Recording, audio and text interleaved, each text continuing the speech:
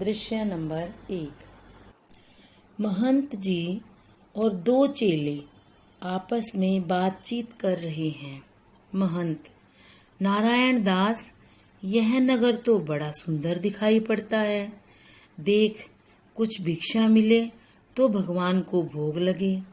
नारायण दास: हाँ गुरुजी, नगर तो सुंदर है, भिक्षा भी अच्छी मिले तो आनंद आए।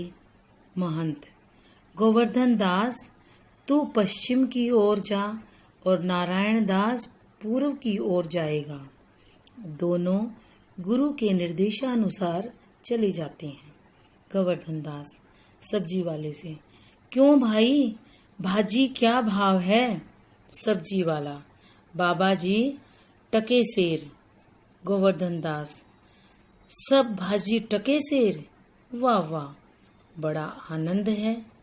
हलवाई के पास पहुंचकर: गोवर्धन दास, क्यों भाई, मिठाई क्या भाव है?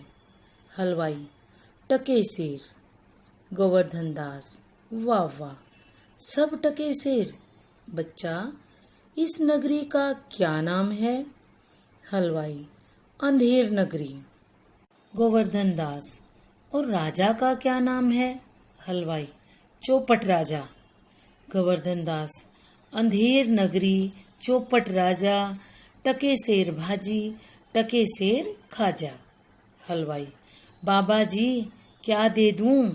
गोवर्धन दास: बच्चा, 7 पैसे भिक्षा मांग कर लाया हूँ, 3.5 सेर मिठाई दे दो। महंत और नारायण दास एक ओर से आते हैं, दूसरी ओर से गोवर्धन दास आता है। गोवर्धन दास महंत जी को पूरी बात बताता है। महंत: बच्चा, ऐसी नगरी में रहना उचित नहीं है जहाँ टके सेर भाजी और टके सेर खाजा बिकता है। मैं तो यहाँ से जा रहा हूँ, तू भी चल। गोवर्धन दास: गुरुजी, मैं तो यहीं रहूँगा। महंत: देख, बात मान ले, नहीं तो पछताएगा। गोवर्धन दास: नहीं गुरुजी, मैं यहीं ठीक हूँ। महंत: मैं जा रहा हूँ, कभी संकट आए तो याद कर लेना। महंत चले जाते हैं। दृश्य नंबर 3। राज दरबार। 2 सैनिक एक फरियादी को लेकर आते हैं। फरियादी: महाराज, न्याय हो। कल्लू बनिए की दीवार गिरने से मेरी बकरी दबकर मर गई। राजा: क्यों बनिए, इसकी बकरी क्यों दबकर मर गई? कल्लू: महाराज, मेरा दोष नहीं, कारीगर ने दीवार कमजोर बनाई थी। राजा: कल्लू को छोड़ दो, कारीगर को पकड़ कर लाओ। सैनिक कारीगर को पकड़ कर लाते हैं। राजा: क्यों रे कारीगर, इसकी बकरी कैसे मर गई? कारीगर: महाराज, चूने वाले ने इतना बेकार चूना बनाया कि दीवार गिर गई।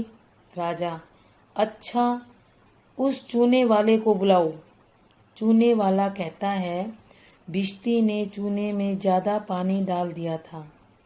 भिश्ती कहता है, कसाई ने मशक बड़ी बनाई, इसलिए पानी ज्यादा आ गया। कसाई कहता है, गडरिये ने मुझे इतनी बड़ी भेड़ बेची कि मशक बड़ी बन गई। गडरिया कहता है, कोतवाल की सवारी निकलने के कारण घबराकर मैंने बड़ी भेड़ बेच दी। तब राजा ने कोतवाल को फांसी पर चढ़ाने का आदेश दे दिया। सैनिक कोतवाल को पकड़कर ले जाते हैं। अब दृश्य नंबर 3। गोवर्धन दास मिठाई खाते हुए: गुरुजी ने बिना कारण ही यहाँ रहने को मना किया था। यहाँ तो खाओ पियो और मौज करो। तभी 4 सैनिक आकर उसे पकड़ लेते हैं। सैनिक: चलो बाबा जी, मिठाई खा खा कर खूब मोटे हो गए हो, आज मोटे होने का मजा आएगा। गोवर्धन दास: अरे भाई, मैंने तुम्हारा क्या बिगाड़ा है जो मुझे पकड़ते हो? सैनिक: बात यह है कि कोतवाल को फांसी देने का आदेश हुआ था, मगर फांसी का फंदा थोड़ा बड़ा बन गया। कोतवाल साहब दुबले पतले हैं। हम लोगों ने महाराज से प्रार्थना की, तब आदेश मिला कि कोतवाल के स्थान पर किसी मोटे आदमी को फांसी दे दो, क्योंकि बकरी को मारने के अपराध में किसी न किसी को सजा मिलना जरूरी है, नहीं तो न्याय नहीं होगा। गोवर्धन दास, दुहाई हो परमेश्वर की, अरे मैं तो बिना कारण ही मारा जाऊंगा। यहाँ तो बड़ा अंधेर है। गुरुजी, आप कहाँ हो? आओ, मेरे प्राण बचाओ। हाय, मैंने गुरुजी का कहना क्यों नहीं माना? तभी गुरुजी वहां पहुंचते हैं। महंत, अरे गोवर्धन दास, यह क्या दशा बना रखी है? गोवर्धन दास जी को पूरी बात बताता है।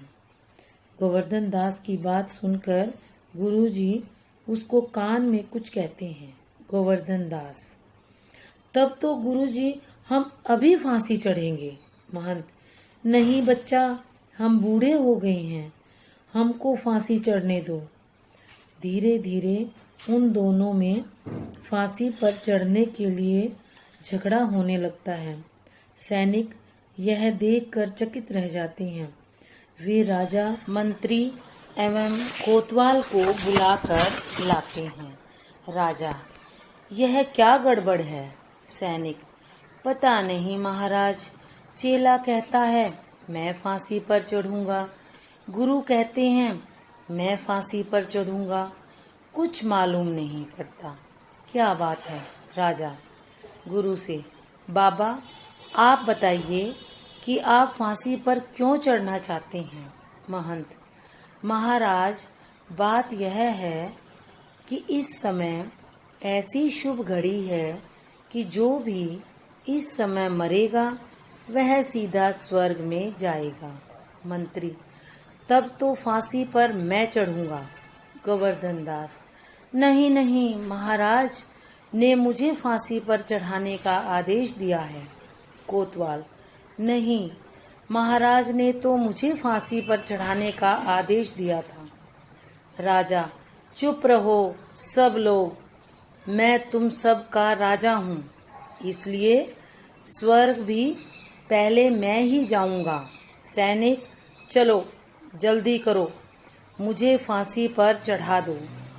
सैनिक राजा को फांसी पर लटका देते हैं। बच्चों, इस प्रकार राजा अपनी मूर्खता के कारण फांसी पर लटक जाता है।